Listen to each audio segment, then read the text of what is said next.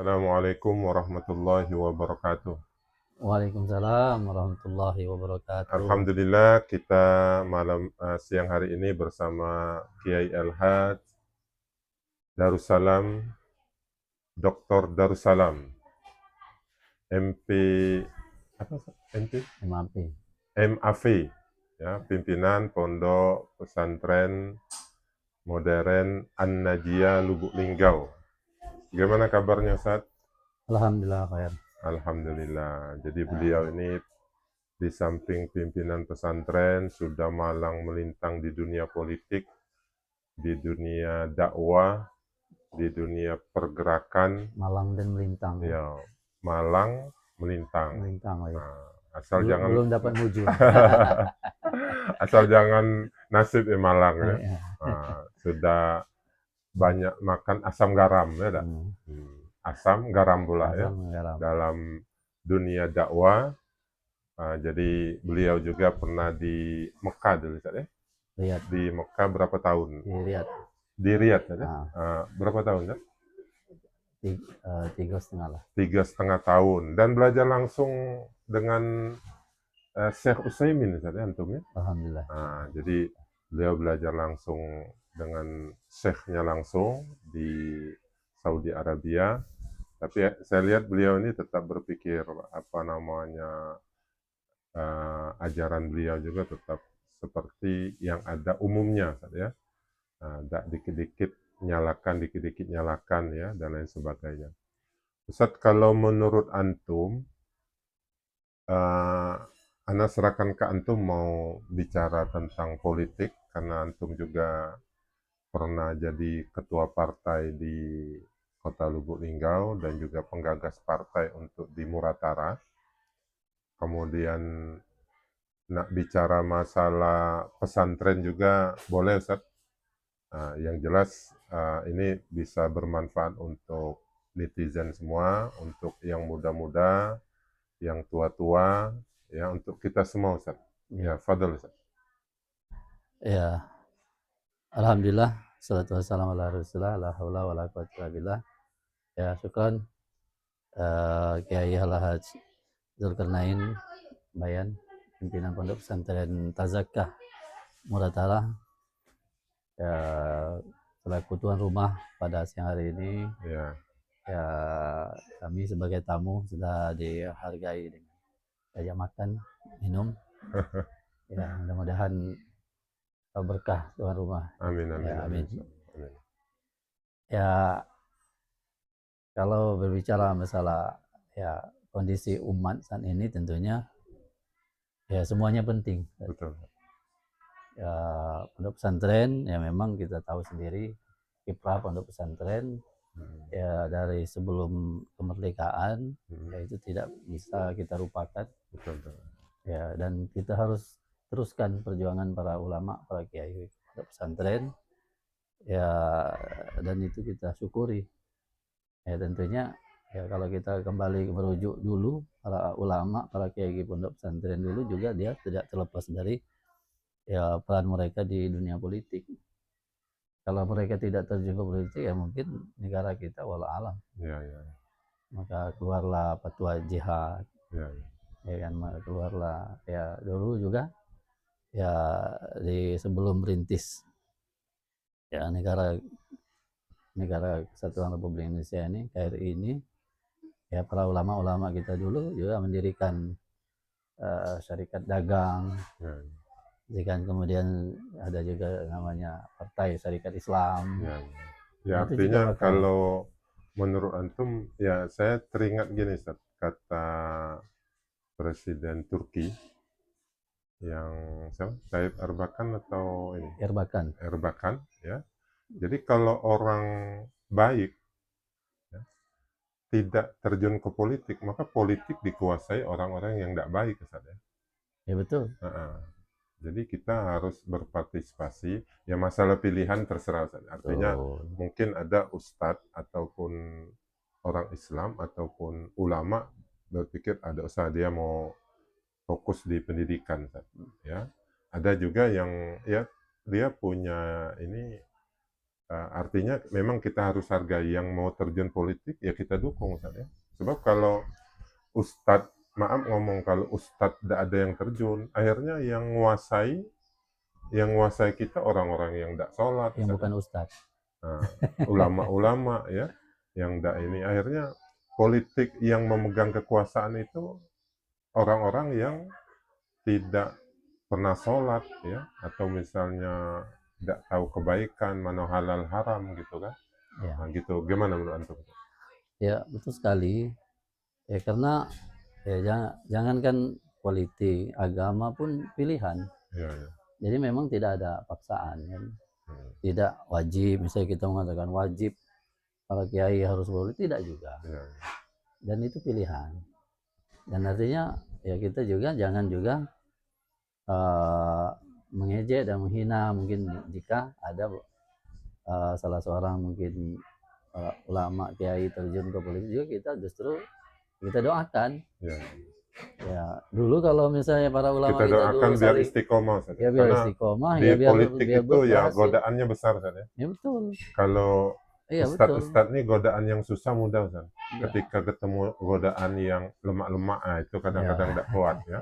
Duit, Ya, kekuasaan, artinya begini, wanita dan kalau sebagainya. kalau ya kan kalau kita kembali ke sejarah para sahabat, mereka kan terjun semua berjuang karena mereka keluar dari zona nyaman. Betul. Yang penting kita ini sebagai dai tentunya jangan terlalu menikmati zona nyaman. Iya, iya, betul. Sebenarnya Ya, karena kita sudah berada di misalnya pondok pesantren, zona sebenarnya nyaman sudah tuh zona nyaman. maksud antum tuh gini Ustaz. Kalau di politik kan banyak fitnah ya, meminimalisir resiko. Ya banyak resiko dikata Ah, orang ya kan? dan akhirnya karena kita takut difitnah itu, akhirnya kita tidak ada yang terjun di situ. Iya, harusnya kita takut. Nah, akhirnya lahan dakwah yang mestinya, ya kalau menurut saya Ustaz, kekuasaan itu ya sangat besar dampaknya ke dakwah. Karena kita berkoar-koar lah ustadznya di di mimbar-mimbar itu. Ya, Nah, oleh yang berkuasa cukup tanda tangan. iya itu. Ya, jadi gitu Ustaz ya. Ya artinya ini kan sudah pilihan, nanti monggo tafadhol para kiai ingin ikut berpolitik, alhamdulillah. Dan mereka tidak juga ya ada apa-apa. Tapi saling support. Saling support. Karena memang dukungan, bukan berarti kita mengatakan haram ke situ, wajib ke sini, ada ya. Misalnya haram kalau terjun ke politik. Atau mungkin wajib harus di pondok pesantren, tidak juga ya. Jadi artinya antara politik dengan pendidikan, pondok pesantren juga semuanya pilihan. Tidak wajib ke situ dan juga tidak wajib ke sini. Ya, kalau dan juga haram ke situ dan juga haram ke sini, kan begitu. Kalau saya juga memang kita harus saling menghargai. Maksudnya begini, kita tidak menafikan ada partai yang bercorak Islam ya di partai ya, ada yang terjun di politik, ada juga terjun di dakwah ya, ada juga terjun di budaya ya, ada juga terjun misalnya yang dari masjid ke masjid ya, kemudian ya banyak macam itu ya. Artinya memang kita sebenarnya bersyukur dengan ada keberagaman gitu dalam berdakwah ya.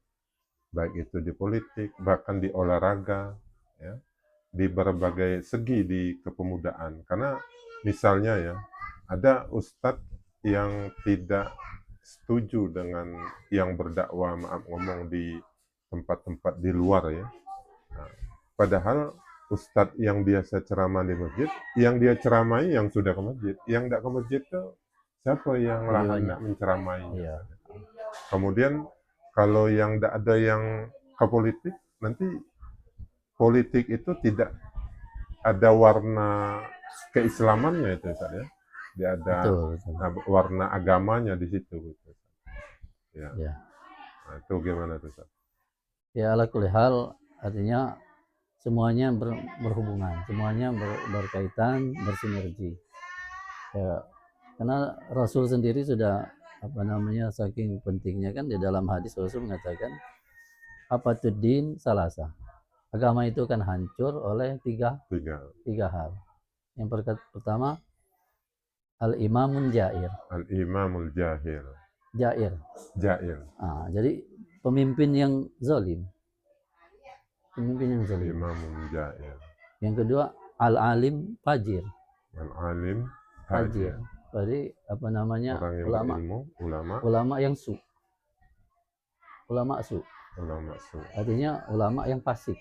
Ya. Dia alim, orang alim tapi bermoral bejat.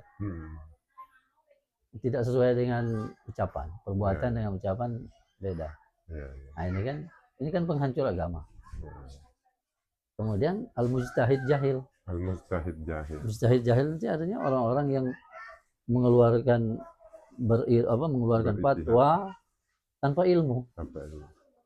Mengikuti hawa nafsu. Menyesuaikan dengan keinginan hawa nafsu dia dan kepentingan dia pribadi di tengah masyarakat. Apa untuk kepentingan politiknya, apa untuk kepentingan pesantrennya, mungkin untuk kepentingan dirinya sendiri. Jadi sehingga dia memaksakan dirinya berfatwa tidak berdasarkan ilmu. Artinya ilmu tadi, kalau ilmu dikatakan ilmiah dalam Islam itu kan ilmiah kan dua hal, sesuai dengan wahyu dan sesuai dengan sunnah Rasul. Itu namanya ilmiah kan. Ada urutan ilmunya kan. Seperti itu. Kalau keluar situ tidak ilmiah. Jadi itu teman-teman. Jadi artinya dari hadis itu ada hubungannya. Dari pemimpin tadi kan ya harus di politiknya.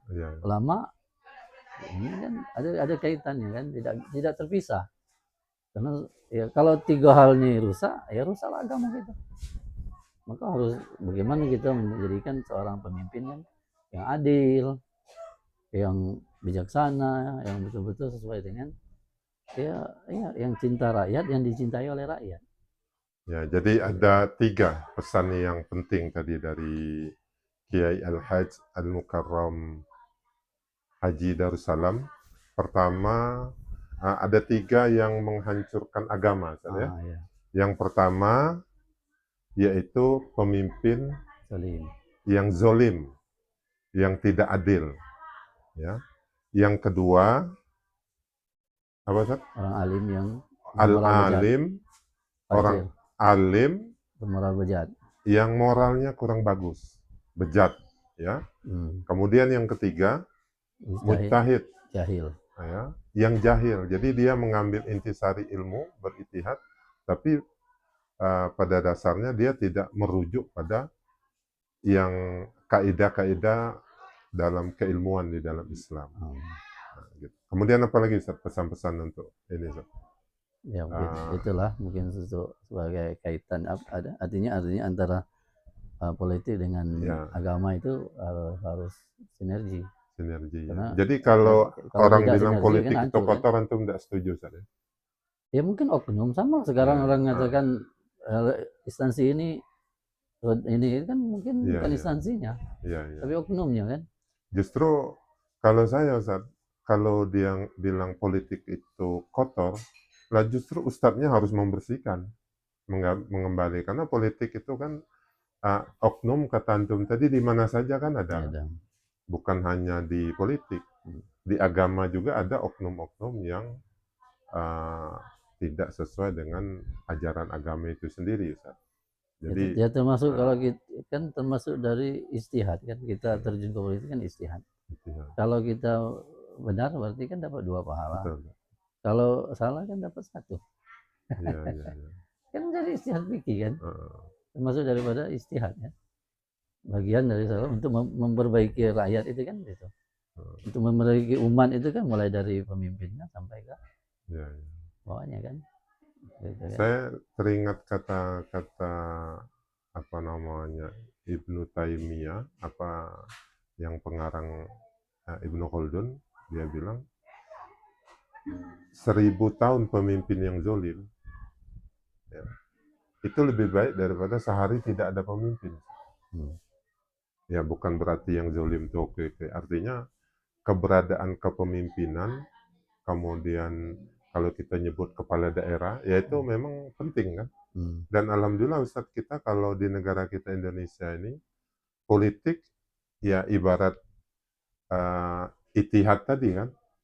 Kalau kita lihat di negara-negara lain, negara Arab itu Ustadz, ya politik itu artinya politik itu sudah dibungkus dengan agama, bahasa agama, Ustaz. Dan itu sangat rawan sekali ya. Misalnya siapa milih ini dapat pahala misalnya kan, yang milih itu orangnya begitu, nah, itu masuk neraka. Jadi, Kalau di ah, Arab, Zat, gimana tuh? rata-rata sudah istihannya sudah tertutup. Iya, iya, Istihannya sudah tutup karena mayoritas mereka kerajaan. betul, betul. Ya tidak bisa, rakyat tidak bisa lagi beristihad. Karena sudah tertutup. Dan mereka tidak bisa berbicara masalah politik sedikit. Ya, demokrasi saja, Tidak berani. karena Ya, sistemnya karena sudah tertutup. kerajaan. Ya, kalau ini kan terbuka. Ya kita kan ini ya. Sebenarnya ada lebih bagus kita ya, sedikit. Ya, ya. Walaupun memang tadi ya belum tentu juga sesuai ini kan. Yang jelas kan bagian dari istihad. Apakah demokrasi ini ada di zaman ini kan ya sama. Kerajaan juga kan tidak ada di zaman itu. Kerajaan kan dari sebelum Islam itu kan udah sistem kerajaan-kerajaan yang melahirkan pemimpin-pemimpin yang lebih zalim, bahkan Ya, ya. sampai mereka mengakui diri mereka Tuhan. Ya, ya. Itu kan sistem kerajaan. Ya, jadi kalau Jadi istihad di negara Arab itu kan sudah tertutup, Ustaz. betul. Ya kan? Jadi kalau menutup pintu istihad. jadi antum mau bilang bahwa ada yang bilang demokrasi togut itu kerajaan gimana? Kan gitu, Mungkin ada yang lebih tohut. Iya, artinya Firaun itu kan kerajaan tohut. ijtihad ini apa namanya masing-masing ya, masing-masing. Artinya kalau yang bilang demokrasi itu togut tidak sesuai dengan hukum Allah, ya bagaimana yang kerajaan kan begitu saja. Artinya makanya tadi kita kembali tadi saling menghargai, saling memahami. Ya, bahkan ya artinya kalau kita lebih cenderung ya memahami demokrasi secara positif kan, kan lebih mendekati kepada ini kan, di demokrasi kan ada musyawarah. Ya, ya musyawarah.